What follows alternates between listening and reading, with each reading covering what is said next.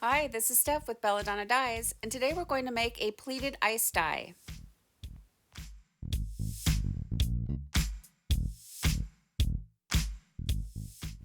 For this project, you want to start by centering your shirt. And what that means is you're going to use a sleeve inside the other sleeve technique.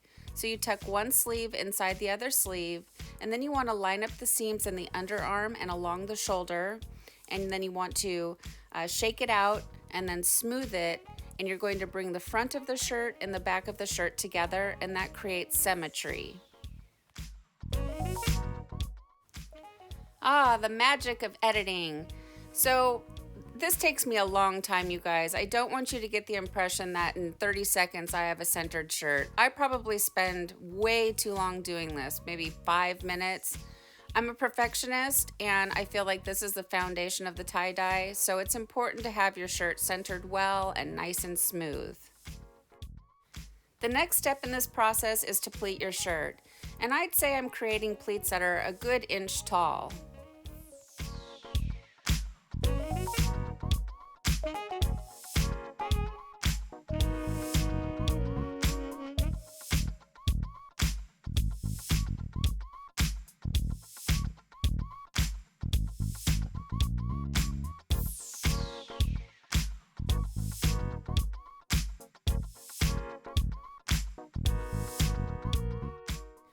As I'm editing this, I'm remembering this shirt was really giving me the business.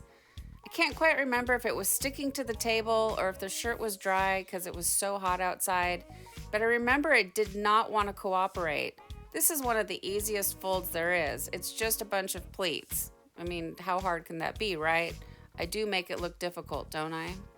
So you want to make sure that you're making your pleats all the same height. You don't want any tall peaks and low valleys on this one because you don't want the dye to settle down into it in different ways. So just try to make all your pleats the same size, as close as you can. And then you want to secure it with rubber bands.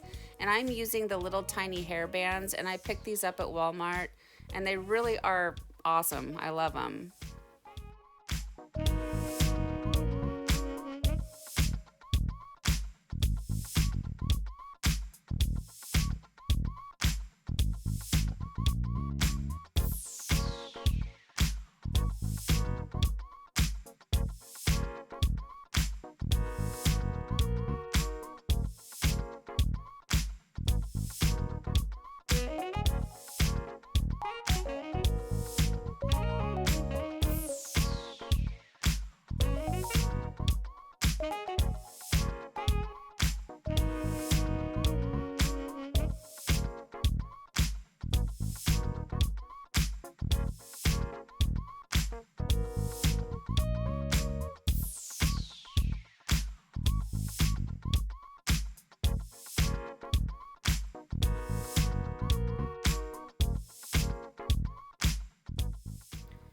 Once you get it secure with the rubber bands, you need to build yourself some type of an ice barrier.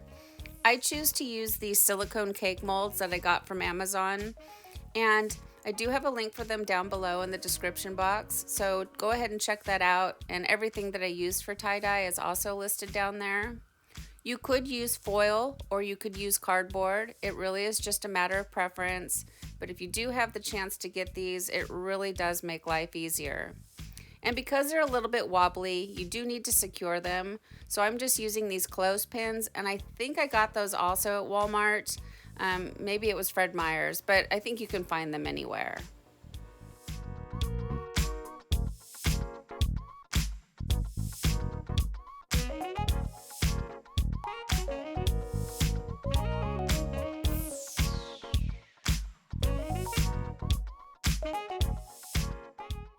Now it's time for the fun part. We get to add the dye. This is my favorite part of the whole tie-dye process. Well, that and maybe rinsing it out because it's like Christmas morning, you get to see what you made. Anyways, so for this first line of dye, you want to make it more narrow than you do the others because keep in mind you have now folded the shirt in half. So when you unfold the shirt, it's going to be double in width. I hope that makes sense.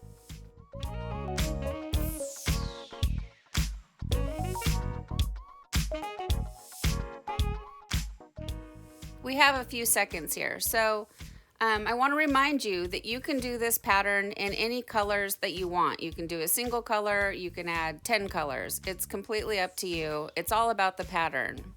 Also, I want to point out that these little foil pans from the dollar store, they leak. So that's why you see me put it down inside of a plastic bin, because I want it to catch all of the drippings in the event that it does leak. Now, I forgot to add soda ash. And that's okay because the shirt's been pre-soaked in soda ash.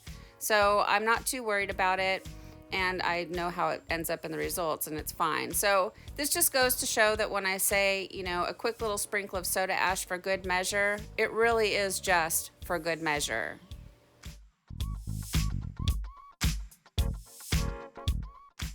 I came back after the ice melted and I checked the back. There's plenty of color back there. So I decided this is great.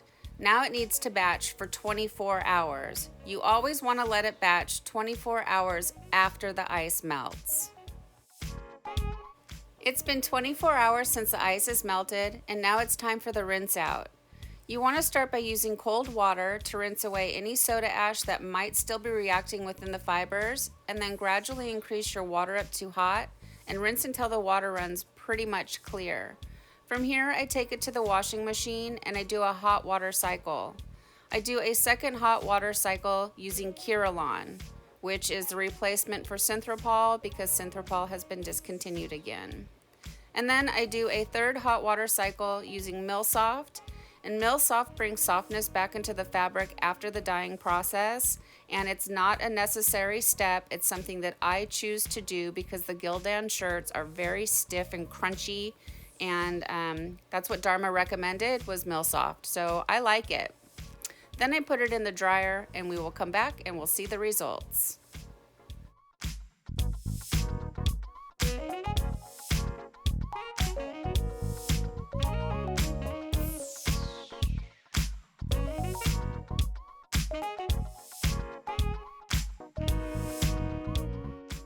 Well, here it is, guys. Here's our pleated ice dye in clear yellow. I think it turned out great. I will admit that I do prefer this particular pattern with different colors, more colors, just for variety. I think it shows the pleats better, but the shirt still turned out pretty. You know, if I did all of the swatches for Dharma's playlist in the same fold, we would get extra bored, you know, if we're not bored already with yellow. But anyways, it's very necessary to do. And here is a swatch of the liquid dye, you know, versus the ice dye. So now we know what the color can do in both forms.